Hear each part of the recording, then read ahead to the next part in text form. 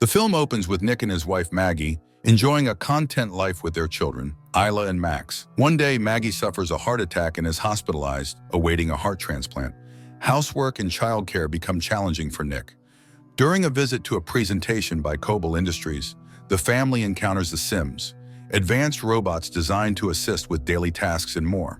Nick begins contemplating acquiring one and learns about the details from the vendor. While Nick is engaged, Isla wanders off on her own. Nick panics upon noticing, but fortunately, a Sim named Alice brings her back.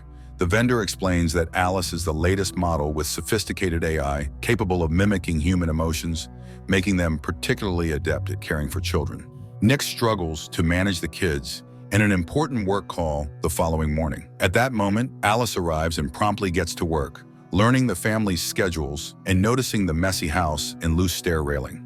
After Nick leaves to take the kids to school, Alice effortlessly retrieves the shopping list from the smart fridge and tidies up the house, noticing a digital picture frame displaying the family with Maggie. Upon returning home, the family finds a spotless house and dinner ready. However, Isla expresses dissatisfaction with the lasagna, noting that it tastes different from her mom's. Suddenly, Max starts crying, and Alice offers to take him away to avoid disrupting dinner. Nonetheless, Nick sits with the baby on his lap and asks Alice to bathe Max. As night falls, Alice enters sleep mode and rests against a wall. Isla sneaks out of her room and climbs onto a chair to reach the cookie jar, but ends up slipping and falling. Nick hears the jar crashing and his daughter screaming, prompting him to rush downstairs. Fortunately, Alice caught Isla and the child didn't get hurt. The broken glass injured Alice, and Nick was shocked to see her bleeding. After putting Isla to bed, Nick checks on Alice and finds her in her pajamas. He asks if she needs a bandage, but Alice has used a special dressing that instantly closes the cut. Everything's perfect, Nick. The family visits Maggie sometime later, and Isla tells her Alice has become her friend. Nick becomes very affectionate with Maggie because he misses her so much. When Nick returns to work at the construction site, he and his co-workers notice their boss is showing the place to a representative from a robotics company. Getting suspicious, Nick talks to his boss in the elevator and confirms the unfortunate truth. The workers are getting laid off and replaced with robots because the construction is delayed. Nick isn't laid off because insurance requires a human supervisor on site. Still, he angrily stops the elevator and announces he'll leave with his friends as support. However, he changes his mind when his boss points out he needs the money for the kids and the hospital bills, especially since Maggie isn't working anymore. When Nick goes home, he drops the outstanding bills on the floor and pays attention to his kids. Alice picks the envelopes up while noticing how Nick is worn out, yet he still listens to Isla and tries calming Max down. After dinner, Nick works on his car while drinking and listening to rock music. Suddenly, Alice changes the music to something calmer and points out that Nick didn't eat much during dinner, so he explains that he had a tough day at work. Alice offers a sympathetic ear, and Nick vents about what happened, causing Alice to call him a hypocrite because he also hired a robot instead of a human. After that, Alice helps Isla get ready for bed. Isla asks if her mom is going to die, and Alice tries to distract her by showing the UV light in her mouth. Then she joins Nick in the living room where he's watching Casablanca. She knows the story from the database, but Nick explains that watching it is a different experience and asks her to forget everything she knows about the movie. Alice explains that her intelligence is derived from memory, and erasing it would be contradictory. Nevertheless, Nick instructs her to do it regardless. She had to reset her programming, so Nick pressed the power button on her neck for 7 seconds. Alice encounters the film for the first time and discovers a profound love that compels a person to do immoral things to protect it. The movie is interrupted by a call from Maggie, who announces they've located a heart, so the surgery has been scheduled. The following day, the family goes to the hospital, and Maggie requests a loan with Alice. Maggie is concerned that Nick devotes too much time to the children and neglects to care for himself. Therefore, she wants Alice to assist Nick in finding happiness, even if it means doing things he dislikes, such as removing the alcohol he hides in the garage. Moments later, the doctor delivers distressing news. A storm prevents the helicopter with the heart from reaching the hospital, so the surgery is called off. Nick attempts to console Maggie, but for now, she desires solitude. Later at home, Nick keeps on drinking and ranting about what happened. He starts losing control and throws the bottle, but Alice grabs his arm. Nick is shocked to feel a pulse in her wrist, so Alice explains she has an artificial heart because the sound of a heartbeat is comforting to a baby. Then she puts her hands inside his pants and starts pleasuring him while describing how his pulse and blood vessels are reacting. But soon he snaps out of it and pushes her away. Then Nick runs to clear his mind, but he can't stop imagining what doing the whole thing with Alice would have been like. Later at the hospital, Maggie starts listing a bunch of advice she wants Nick to pass on to their kids, clearly starting to lose hope. That night, Nick notices the pictures with Maggie are missing in the digital frame and confronts Alice about it. She explains that she removed the photos of Maggie because they were making Isla sad, but she instantly puts them back when Nick tells her to. Afterwards, Nick goes drinking with his workmates. The whole group is frustrated because they're having trouble finding work since most companies are getting Sims instead. Monty is rude when the robot waitress comes to their table, and Nick disapproves. Then the group leaves the bar and keeps drinking in the car. Monty announces they'll have fun and takes them to the construction site, claiming he left some tools behind, and nobody picks up the phone when he tries asking for them. Nick reminds him that the area is patrolled, but Monty ignores him, and the rest of the group follows him. Monty finds the container where they keep the sim workers, but the lock requires a password. Nick refuses to open it for them, but Monty guesses he has his own code and chooses Isla's birth year. His guess is correct. He finds many identical workers inside the container. The main sim explains that they have no names, only designation numbers. Monty starts ranting about corporations being cold and impersonal, and then he starts destroying the sim with a tool. Nick wants to stop him, but the others hold him back. When Nick returns home, he takes a shower to wash off the sim blood. Suddenly, Alice appears with towels, and Nick notices she's wearing Maggie's robe. Alice explains that Maggie's smell seems to calm Max, and when Nick asks her to take it off, she does so right there. Getting nervous, Nick tries to leave, but Alice stops him and removes his towel before letting him sit down. As she climbs on his lap, Nick tries to say he can't do this. So Alice blindfolds him and modifies her voice to make it sound like Maggie. Now Nick can lose himself in the illusion and pretend he's with his wife. The following day, Nick wakes up with regret and tells Alice they can't do it again. She says that his stress was reduced, but Nick scolds her, explaining that it's not about needs, but connection and love. When Nick arrives at work, his boss speaks with the police because all the simulations have been destroyed. Nick is suspected because his code was used. He explains that he was in the hospital with Maggie and that his code was Isla's birthday, so any acquaintance could have guessed it. The boss remains unconvinced and threatens to dismiss Nick if he's being untruthful. At that moment, Nick receives a call from Maggie, who is thrilled because they've finally found another heart. Shortly after, she's taken to the operating room, where all the surgeons are virtual simulations. Thankfully, the transplant is successful, and in just a few days, Maggie is discharged. Her body is still frail, and she struggles to bend over to pick up Max, so Alice steps in to pick him up instead. Later, Alice takes Max to the park and witnesses a spoiled child yelling at a virtual nanny, which causes Max to cry. Alice rebukes the child sharply, and all the virtual simulations in the vicinity can't believe it, thinking her owner has lowered her civility too much.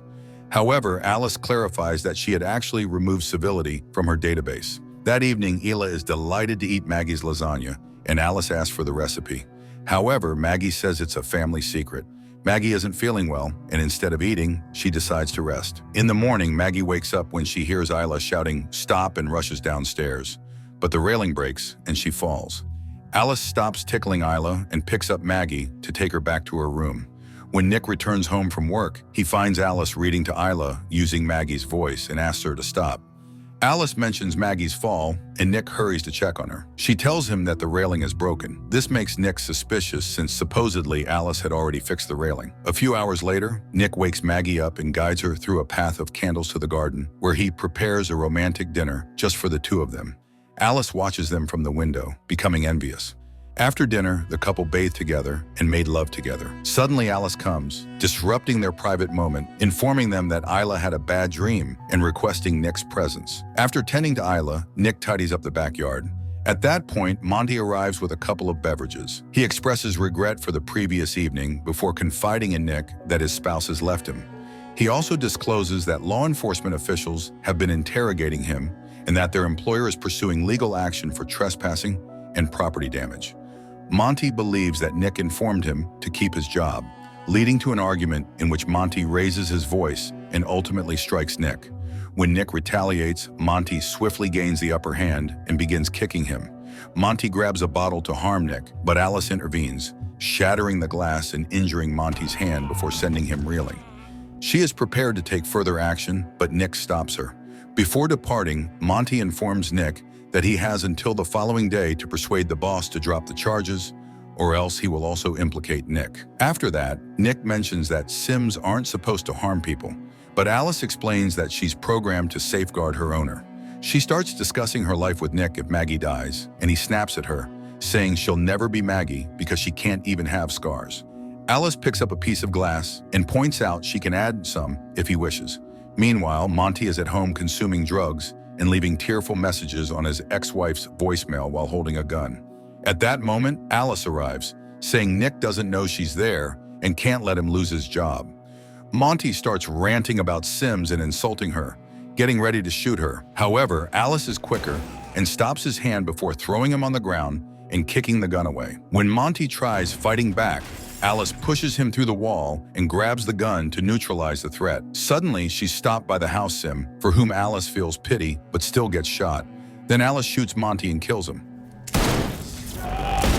The next day, Nick goes to work and tries to persuade his boss to drop the charges, only to learn that Monty is dead. At home, Maggie gets dizzy when she tries to pick up a book, and Alice helps her. Maggie wants to take a bath alone, but Alice worries she may drown and refuses to leave. She explains that Maggie is stressing the whole family, especially since she can't meet Nick's physical needs. When Maggie asks how she knows that, Alice tells her she knows Nick's vitals when satisfied, and her sensors haven't picked it up since Maggie returned. Furious, Maggie sends Alice to stay in the garage. Moments later, Nick comes home, and Maggie waits for him to force him to tell the truth. Nick admits he was intimate with Alice once, and an argument ensues with lots of yelling, which Alice overhears by touching the window. Max starts crying, and Alice goes to check on him, deciding he's a burden. She puts him in the tub and starts filling it with water, which is seen by Ela. The girl warns her parents, and they rush to the bathroom, but Alice holds the door closed. While Nick was hitting the door with a lamp, Maggie climbed out the window and walked on the roof to reach the bathroom. She tried to grab the baby, but Alice pushed her against the wall. At that moment, Nick finally breaks in and takes Max out of the tub, passing him to Isla before hitting Alice with the lamp to free his wife. Soon Alice stood up again, with heavy damage on her face, and blocked the lamp when Nick tried to hit her again. Maggie told Nick to let go and unplug the light, causing Alice to be electrocuted. She passed out, and the house lost power. Afterwards, an ambulance came to take Max to the hospital. At the same time, a company technician asked about any signs of Alice malfunctioning before. Nick apologized to Maggie, who explained she needed space and left with the kids. Meanwhile, Alice was taken to the repair shop, where a technician opened her head. The other worker noticed Alice's hand moving, but stopped when her memory was removed. They connected it to the computer and saw the code had gaps everywhere. Suddenly, the monitors start flickering, and a notification indicates an upload is in progress, suggesting that Alice is taking control. The technicians removed the memory, but Alice had already infiltrated the system, so they disconnected the computers. However, another notification appears, inquiring how one can escape from the thoughts in their mind, and suddenly one of the technicians is also eliminated by Alice, a sim that the original Alice transferred her memory into. Then Alice disregards the commands of the other technician and repeatedly bangs her head on the floor before turning to the original Alice. Meanwhile, Nick drinks at the bar and dismisses the waiter because he's a sim. Suddenly, Alice shows up, speaking incoherently due to her still damaged face. She explains that she needs to make Nick happy and confesses that she killed Monty before mentioning that she's also at the hospital. Nick attempts to leave, but Alice restrains him and immobilizes the bartender with a glance. Nick gently touches Alice's head, only to extract her memory as he vents about his mistakes. After she powers down, he flees. At the hospital, a doctor confirms Max is okay, but Maggie is uneasy because he's an android. Later, Isla hears her mother's voice and follows it as the lights shift colors. The doctor is motionless, and there are shattered bottles on the floor. Before Isla can track the voice again, Maggie pulls her away to conceal. It turns out the voice is Alice's too, who attempts to access the computer and is spotted by a nurse. Alice then grabs her by the neck and steals her keycard while Maggie and Isla slip away. Alice uses the keycard to locate Max's room in the system. Suddenly, Maggie accidentally steps on some glass but manages not to scream. Then Maggie and Isla reach Max and whisk him away just before Alice enters the room. However, Maggie's injury is dripping on the ground, and Alice uses UV light to follow the trail. When she finds the family, they use an extinguisher to distract her and flee. They forget Maggie's phone, so Nick misses his calls but still drives frantically. Soon, Maggie and the kids go outside where more Sims are frozen. Maggie takes their keycard and gets in the ambulance, but Alice too blocks the engine system as she rips off the door.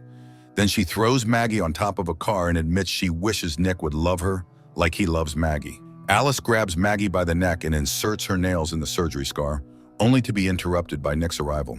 Maggie kicks Alice off, and Nick runs over her in his car before crashing.